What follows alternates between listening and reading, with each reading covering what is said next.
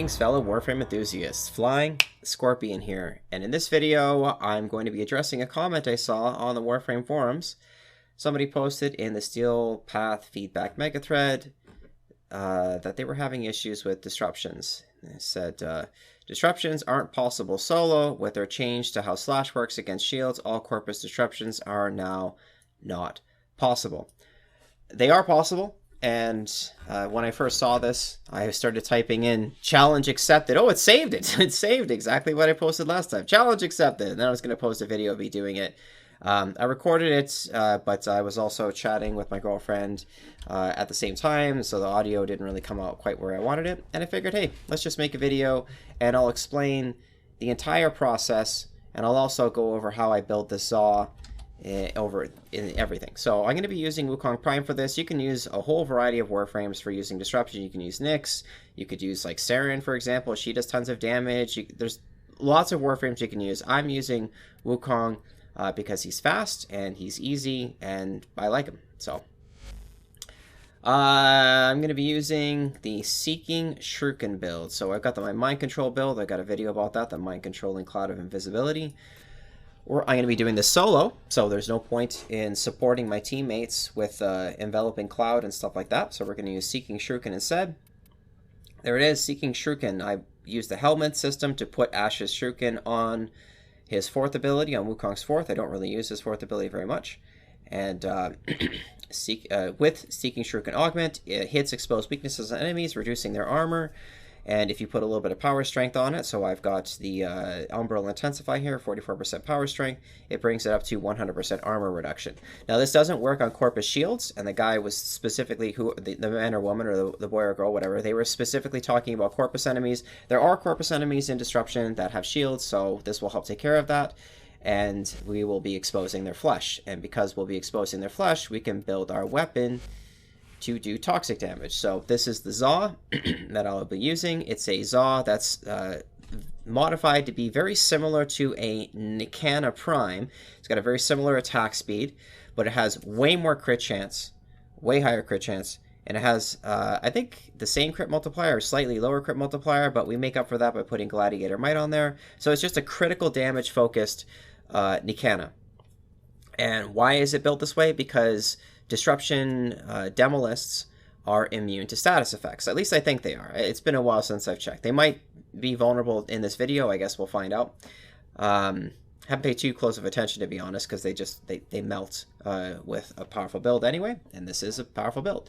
So you can see everything that's on here. I'm using Gladiator Rush to give myself more combo duration. Gladiator Might. These two mods give you 20% critical chance per combo multiplier, and we're going to be getting our combo multiplier up nice and high. It's going to work with Blood Rush, more critical chance with combo multiplier. You kind of see what's happening here, and Berserker, more attack speed on critical hits. So it's all crit, and the toxic damage will go right through enemy shields and take them out very quickly.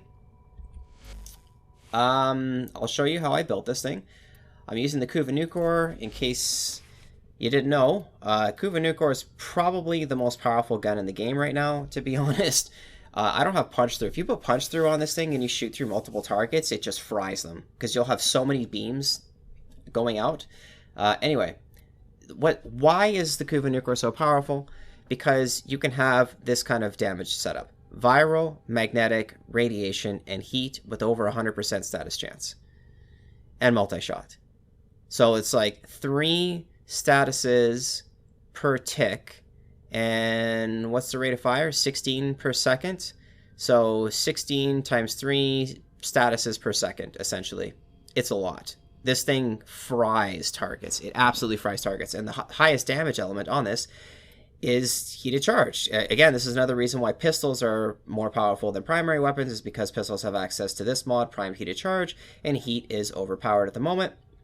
And stacking heat, it has no limit. You can put as many heat procs on the enemy as you want. You can have thousands of heat procs. I have a screenshot of me doing that at one point months ago, and that does a lot of damage over time. Nothing more to say here. We're mostly using this for the magnetic procs, and rest assured this thing will actually get some magnetic procs. It will fry anything. We're using the Daiku because the Daiku has Where is the mod here? Target acquired, 60%, or no, 3% lifesteal on the Canis. That's how we're going to heal ourselves. To be honest, we don't really need to use that with Wukong. Wukong can just heal himself by using his second ability. But at least when you have this Daiku, you can just keep attacking and killing guys and you know you're not going to die. Oh, yes, I forgot to mention.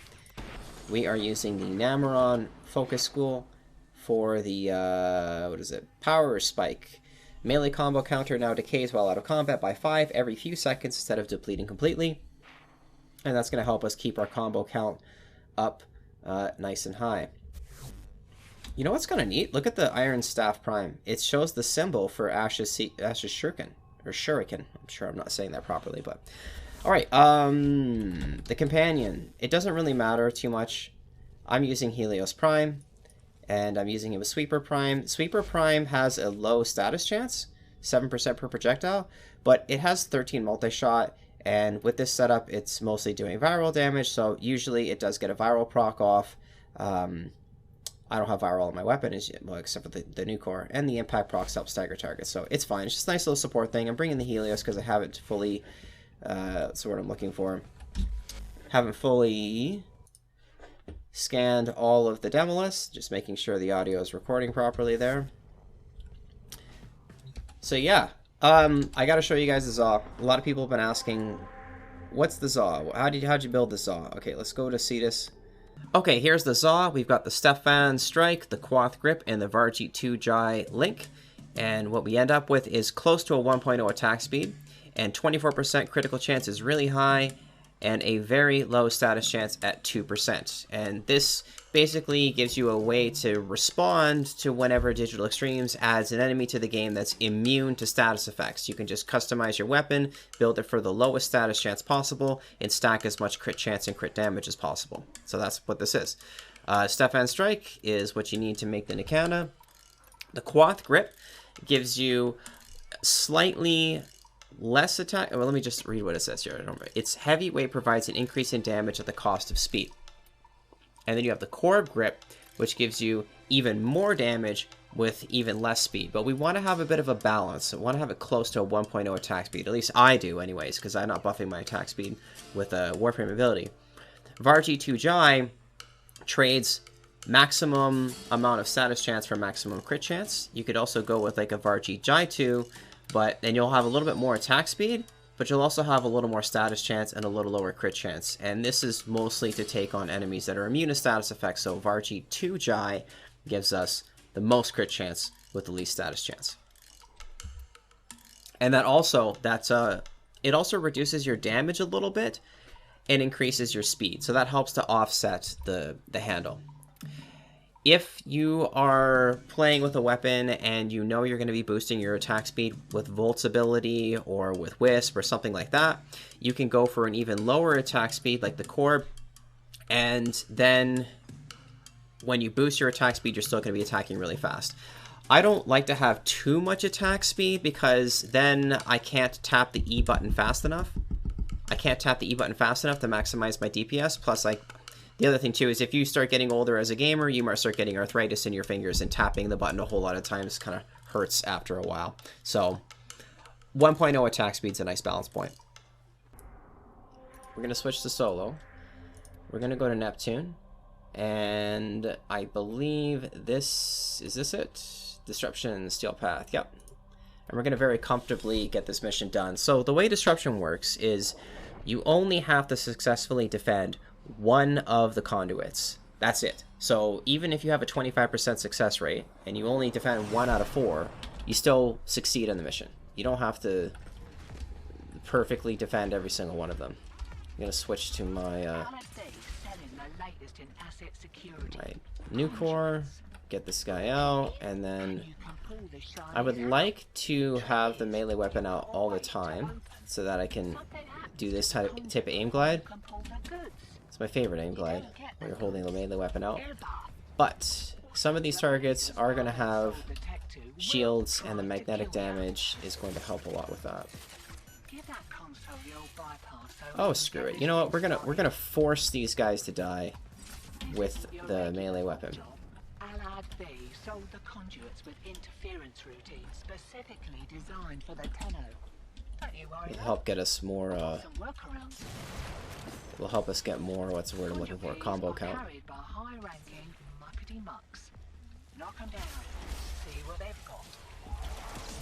So our damage will start off a little bit on the lower end. They're already frying, they're already melting super fast. But our damage will start off a little bit on the lower end, and as we get up there,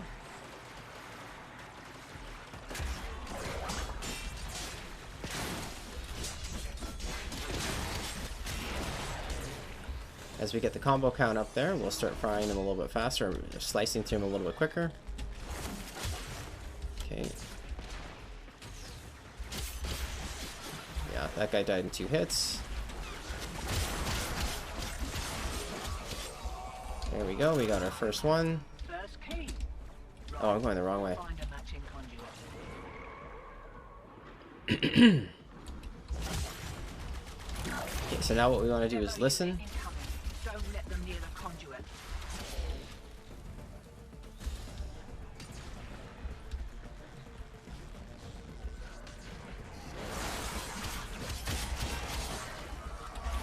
There he is, he's over here. So the way I do this is, oh yeah, we want to strip his, there we go. And he's dead. So, in case you didn't catch that, I pressed 4 on my keyboard to use the Seeking Shuriken. The Seeking Shuriken took his armor off, and we've completed the mission. So it's not impossible. It's very comfortably done just now. I know that a lot of the stuff that I'm using is endgame, but that's the fucking point. That's what Steel Path is. It's for endgame. Well, the developer said it's not part of the nebulous discussion of endgame. I don't know why they said that. That's kind of a weird thing to say. But yeah, it's there to challenge you. And if you can't get through it, the rewards are purely cosmetic. That's the point. That's why the rewards are cosmetic. So that no one can complain that it's blocking them from accessing game-changing things. I think I'm just gonna let the other Demolists die, to be honest. Let the other conduits die. We don't need to do anything else except grab these keys and activate as many conduits as possible and finish the mission. This is one of the nice things about this game mode. You don't... One sec. I'd like to kill another Demolist just to prove how quick it can be done. Here we go. You can also use Magus Lockdown. Wait for it, wait for it, wait for it, wait for him.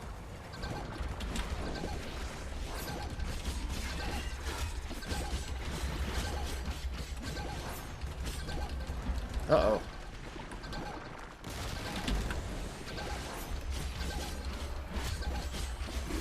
And down he goes. Wait for it. There we go. Wait for the red bubble. Once the red bubble pops up, then you finish it. Oh, I got knocked down at a bad time.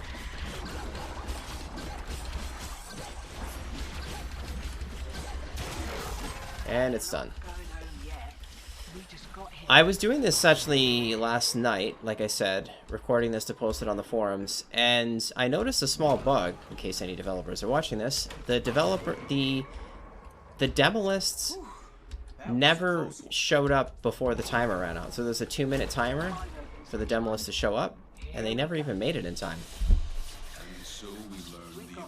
It said defense complete, and then like 30 seconds later the Demolist showed up and it just hung around fighting me, and then I killed it. I'm like, wow. Anyway, there you go, guys. 5 minutes, very comfortably soloed Steel Path, what's the word I'm looking for? Disruption. And hopefully the build was helpful to you. In case anybody's interested in the fashion frame, well, just ask. If you care about the fashion frame, just ask. I'm not going to make this video like 15 minutes long. So yeah, that's it, everybody. Thanks for watching. And this is Flying Scorpion. I'll see you guys in the next one. Or guys and gals. I'll see you guys and gals in the next one.